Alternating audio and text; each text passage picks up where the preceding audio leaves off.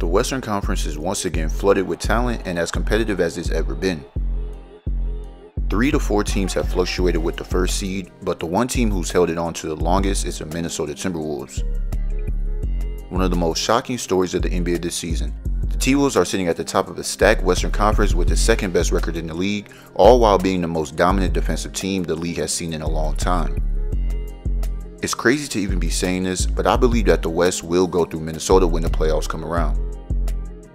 Yes, not Denver, OKC, or LA, but Minnesota, the house that Kevin Garnett and other Minnesota legends built that Anthony Edwards is trying to push to the top.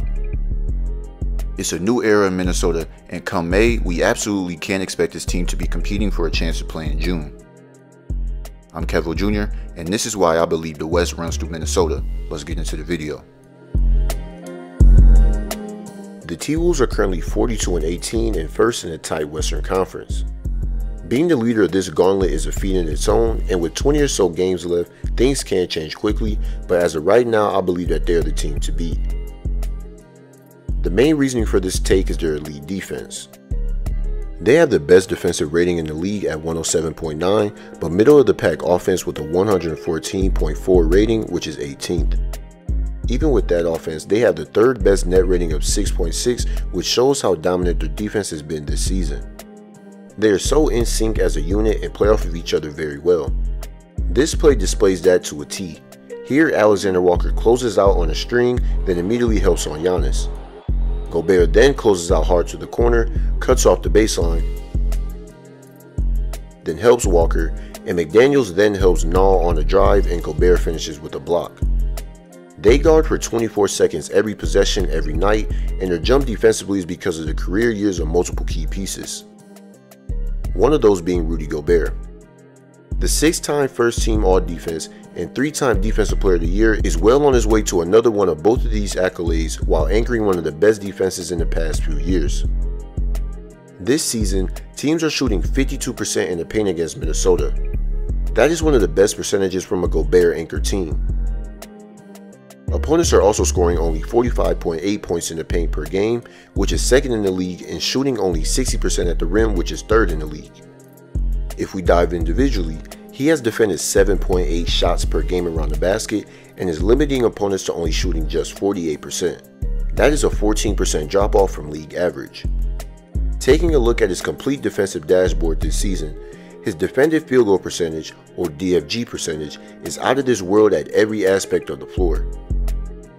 If we compare these numbers to his 3 Defensive Player of the Year seasons, they are either on par or better in multiple areas. Everyone knows how great of a rim protector Gobert is, but the one knock on him is his perimeter defense when getting switched onto wings.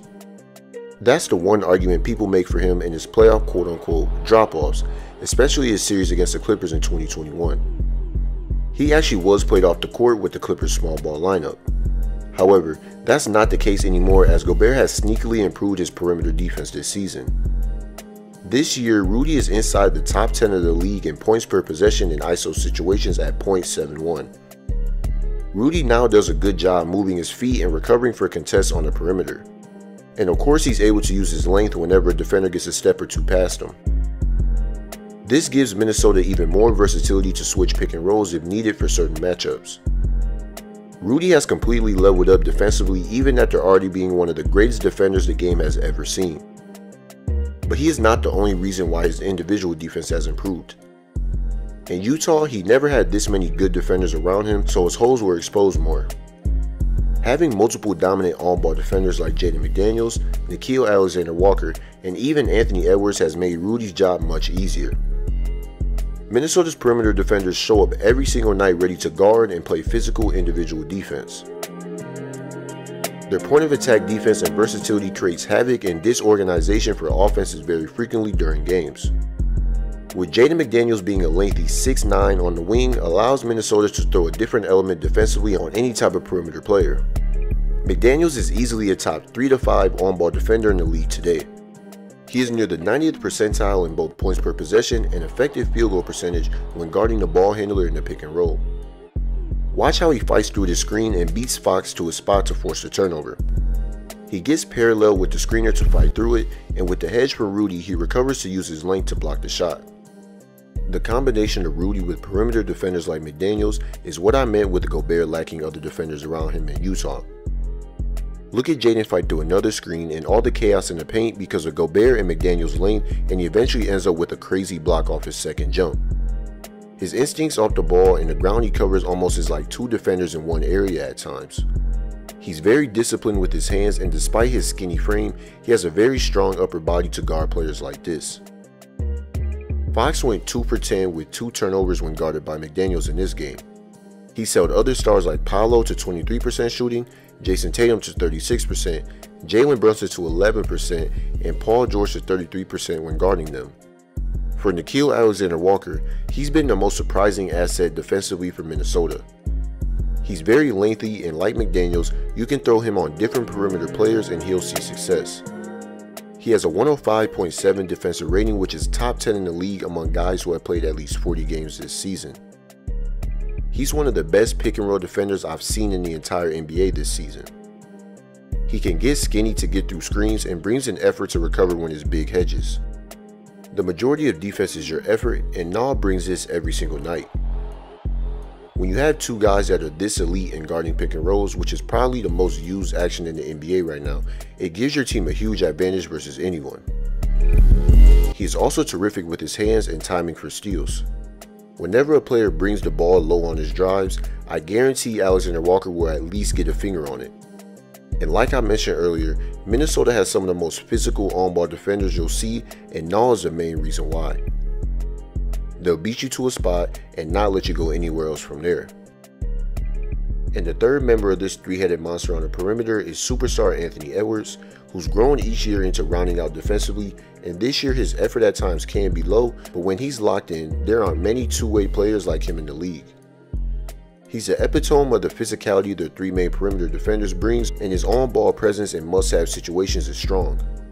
He has great timing and a feel for the game defensively, and he as well can switch onto multiple guys. He's also a terrific shot blocker due to that timing and ridiculous athleticism. Ant definitely takes pride in defense and guarding the best players on the court each night. It's really the mentality of Minnesota on this side of the ball that really sticks out to me and makes me believe that they can translate their play into the playoffs. This T-Wolves defense is so special, and I can go on forever about how strong this unit will be come playoff time when the games slow down every night. Minnesota could very well have 3 all-defensive guys, and their defense as a whole I fully expect to show up in May and potentially June.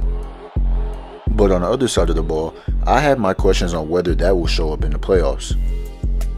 Like I said previously, the T-Wolves offense is ranked 18th in the league with a 114.4 offensive rating. They average only 113 points per game, which is 19th and behind teams like the Wizards, who are the 14th seed in the East, and the Raptors, who are the 12th seed. To start with the positives though is of course Anthony Edwards. He's averaging a career high 26 points and 5 assists, and has played at an all-NBA level the entire season. Everyone knows how good of a scorer he is, but it's his playmaking on the ball that stood out to me this year.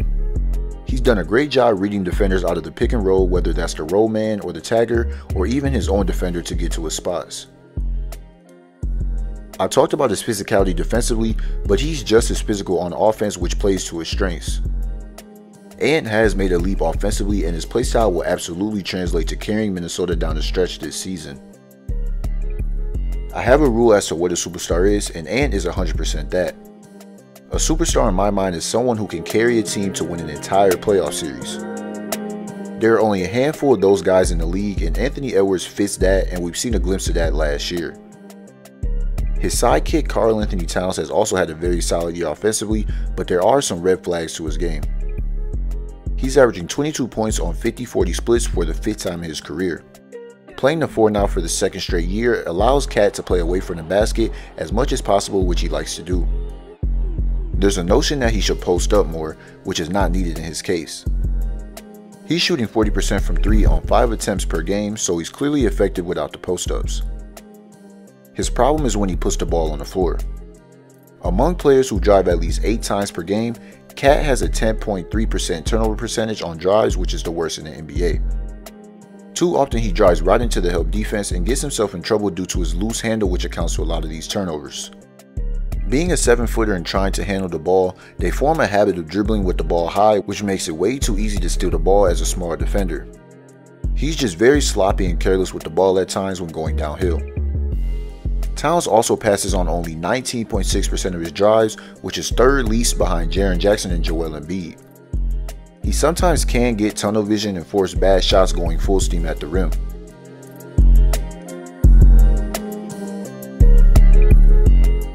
Here he is again not recognizing the help defender, but this time instead of turning it over, he puts up a wild shot with the man wide open on the wing.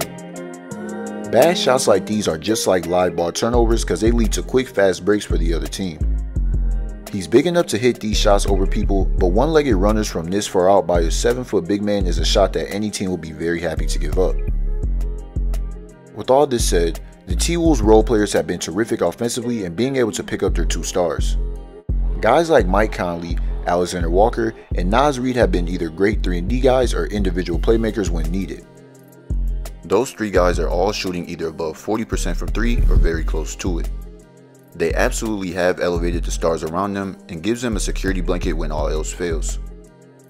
The big issues with Minnesota is their clutch offense.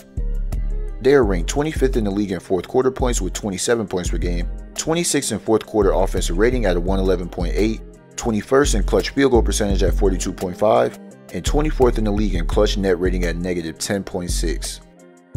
They don't have many different elements to their offense and often stall out possessions down the stretch.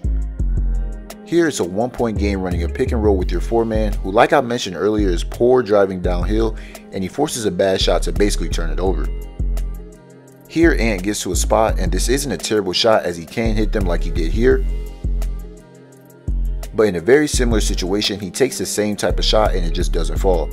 So it's not really whether or not Ant can make these, it's just a process as to how he's getting this shot that I don't like. In a game against OKC, the T-Wolves' defeat came at the hands of a combination of bad decisions and just missed good looks. I mentioned how they can sometimes stall out possessions and Edwards does exactly that. Chet sticks on his hedge a little too long and Ant could force OKC to rotate by simply hitting Jaden McDaniels, but instead he keeps the ball for almost 7 seconds until giving it to Cat, who's basically forced to shoot a shot he's not accustomed to making. Then next, Minnesota wants to force a switch to give Ant a better matchup, but the Thunder's baseline help is able to help much harder due to a non-shooter and McDaniels being on the floor, and he eventually misses a contested 3 with the shot clock running down. And lastly, like I said before, Minnesota is 21st in clutch field goal percentage, and this game came down to a good look by Mike Conley and he just misses. I want to see more possessions like this in the playoffs when games are coming down to clutch situations.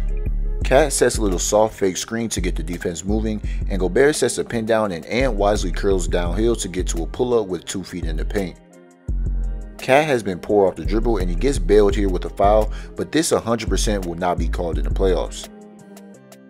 This team has the potential to break its offensive struggles to close games, but it starts with the coaching staff and their personnel to put the right guys around Ant, and he as well and the rest of the guys on the floor need to make a lot better decisions moving forward. To close this video out, the last reason why I think Minnesota can make a deep run in the playoffs is because we've seen that this team can compete in the past.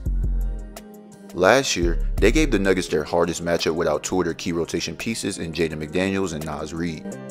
But I would say, honestly, our toughest series was Lakers. No, Minnesota. Why? I don't know. Ant and them, it was just always like that. They just had, I don't know. It was just something about them. Yeah, I mean, they had good players. Like, it was Mike Conley, Cat, Ant. Like, yeah. I think that was our toughest series. They matched up very well with Denver, and I even think that they would have took the Nuggets to 7 games if fully healthy. We saw Ant elevate his game and take responsibility as that guy, and he's only gotten better this year, so I do expect that again. He averaged 31, 5, and 5 in that 5-game series in his very first playoff experience. Many people may not agree with a lot of the stuff I've said in this video, but I've watched a lot of teams this year, and there are only a few that I see potential in to make a deep run, and Minnesota has that. Let me know in the comments who you see winning the West. Appreciate y'all for tuning in, and I'll see y'all next time. Peace.